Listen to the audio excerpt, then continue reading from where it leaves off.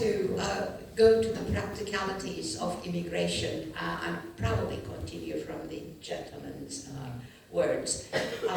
Education. What do you think about, how does the, speakers, how do the speakers feel about education? I'm not only talking about the education of the people who come in, but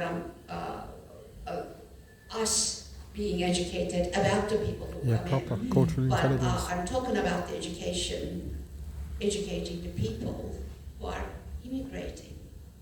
Then, what do you think? Educating the people that are who come in. Yeah. For example, to start you off, there used to be a program until the middle of 1990s which taught English in the schools to immigrant children, so that they could catch up and then they would be able to take their GCSEs and so. That program was cut.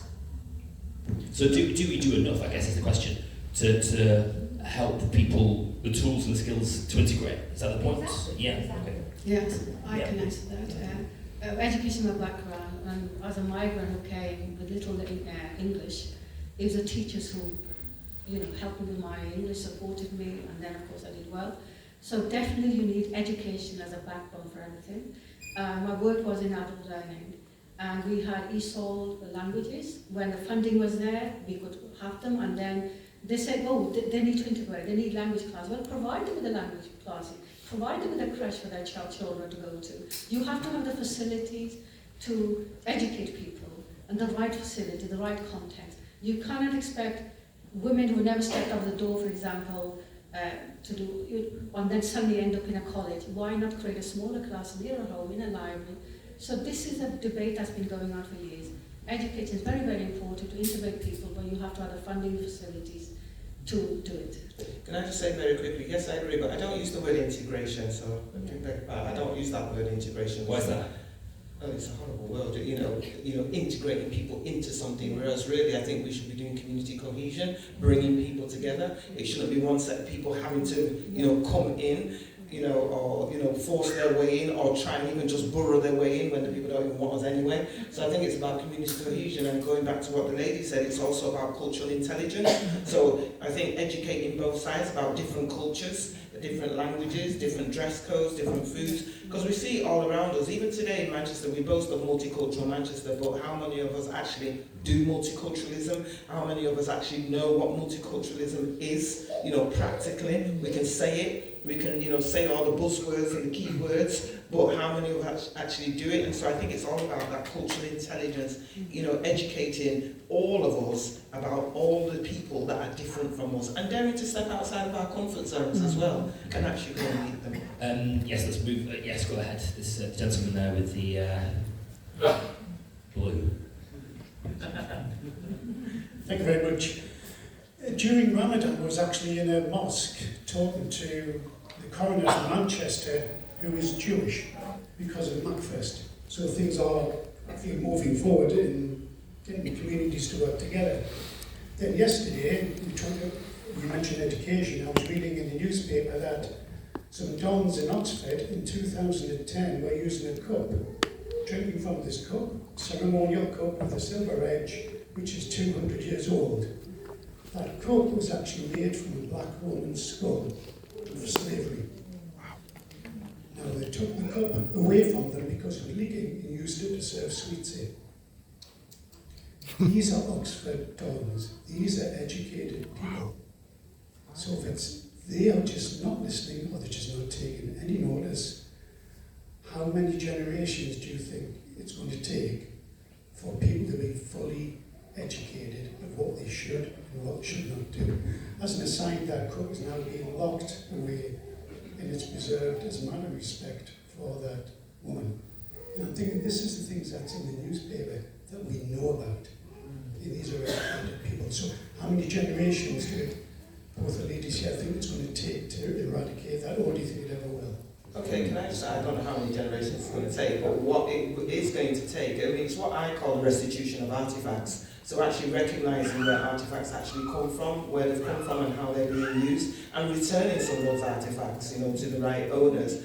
But it will take time. But what all of us have to do is actually expose things like that, expose it, and we expose it by having the conversations, about them, because there are people that know of certain artifacts, but they probably think, it's not my place to say anything, I'm not going to say anything. So it's for all of us to expose it and actually educate each other, coming back to the cultural intelligence again, educating each other about such artifacts, what they mean spiritually even sometimes to the owners of those artifacts. Let's move to the end of here. Two very quick things. Two groups of people who may well want to come to this country. One, because of climate change, which hasn't been mentioned so far, in their countries where it's creating drought or floods.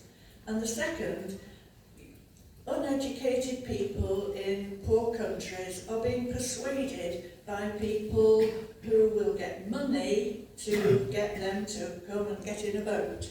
And they don't understand that this country isn't all gold-plated. Can I just quickly come back on that, because it's not even only people on boats, the whole education around human trafficking. That's why human trafficking, we've been recently educated about that, because there are people that are told to come here, that you'll get a good job, we'll pay your rights of passage, and then some of them, they end up either in sex houses or, in employment slavery, and it's really bad, for them. They think these streets are paved with gold, those of us have been long enough, we're still looking for the gold now. Yeah, we've got just 2 minutes left, 2 or 3 minutes left. So we've got a gentleman there at the back. And as brief as we can, we may sneak another one in if we're cheeky about it. Whenever we talk about immigration in this country or anywhere else, and I've talked about it in several countries and worked in Nigeria and also in Pakistan, we always miss one major point. All nations have 2 particular treasures: the people of the nation and the skills they have or can have. And when we see mass migration away from a country, we are denuding that country's future. And working with Nigerian engineers and doctors, I've had them, and I've in Pakistan, the same point made to me. We haven't got them, they're all in the West. Yes. Why do they not, when they've had their education, return and feed their own country? Nigeria is a basket case in many places, so is Pakistan, and Pakistan exists today thanks to a gentleman called Jinnah. If he'd agreed to join the United India with Nehru, you would have a peaceful, single continent. He didn't. He called for a day of action, which caused massive deaths. It was Mr. Jinnah who did that for him. We need to start thinking about the skills we're taking out of these countries. And when we talk about the boat people, some of my people in Afghanistan some years ago were repeatedly told by ISIS members, we will invade your country in small boats.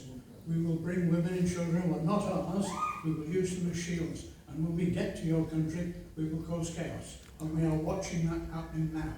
These people are not economic migrants, and they're not paying for their own passage. ISIS is paying for the package, believe me. But the loss of skills, the principal point I'm trying to make is, the loss of skills in countries is a major problem, and you've got it in both Nigeria and Pakistan. Yeah, I'd like to answer that question. You're absolutely right. It is very tragic indeed. These people had thousands of pounds spent on them, given scholarship, to bring their family to stay for 3-4 years to do a PhD, and then they might decide to stay here. It's a real loss to that country. Mm-hmm. That country needs that. It's a poor country, it's invested a lot of money in them.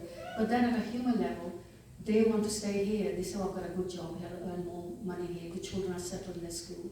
So there's a dilemma for the people. But looking at a bigger picture, it is definitely a loss of skills. And that applies to many, many countries, absolutely. And then I agree with what you mentioned about people who are not sure, paying. I've heard the stories where they might have sold their house to give to this trafficker to get them out there. And on the way, they either die on the river or they've been smuggled out. And they're tragic, tragic stories. It really is. And that's the shame of it all, that it's the traffickers we need to deal with.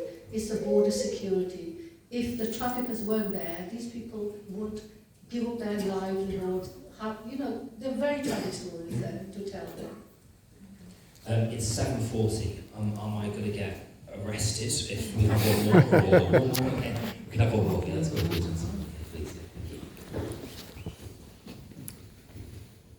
Just as brief as you can, or we're all in here till tomorrow morning. I'll make it short. I don't want to dilute the importance of the discussion, but I want to go back to something much more basic about why we behave in the way we do. And I think it's a lot to do with identity, the concept of identity, and how it divides people into colors, religion, sex, and so on. And tribalism, because tribalism has a long history. So if you're talking of migration A to B to C, we are now thinking of country A to country B to country C, but it could have been just one region of country, one tribe to another tribe, and so on. So my suggestion is that we should pay much more attention to teaching people about humanity, about the importance of being human beings, and not try and divide themselves, but be human beings first. And I think religious leaders have a big role to play in that. After all, every religion talks about the equality of man, created equally and so on. But they divide themselves. So I think the message should be coming from teachers, from parents, from religious leaders about looking at humanity as a whole, who deserve full recognition, equal treatment without any artificial divisions. And it's a tall order, I know, but that's where we must start, I think. Because once cultural influences are embedded in your civilization, it's very hard to get rid of. If you want to change people, you have to start in the children. I think it's a really nice way to wrap up, isn't it? About identity and about us being human. It's been a real pleasure. Thank you so much for being with us tonight. Thank you for being here. Thank you for your valuable contributions. I feel like I've learned a huge amount. I feel there's a lot to kind of go away and digest. I'm going to hand you back to Tony in a moment, but thank you so much. Kesra, thank you so much. Aruna, thank you. Thank you very much.